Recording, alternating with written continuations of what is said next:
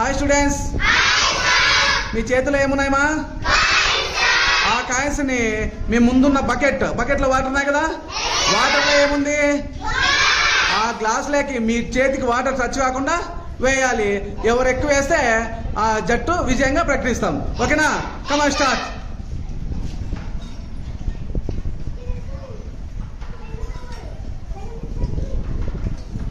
గ్లాసులో పడాలి, water touch కాకూడదు మీ చేతికి.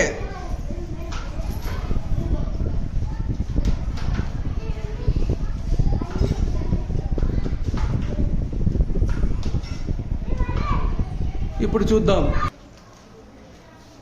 గర్ల్స్ బకెట్లో ఉన్న గ్లాస్లో ఒక కాయిన్ కూడా లేదు.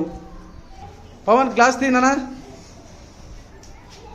బాయ్స్ బకెట్లోని గ్లాస్లో 4 కాయిన్స్ ఉన్నాయి. So boys are winners.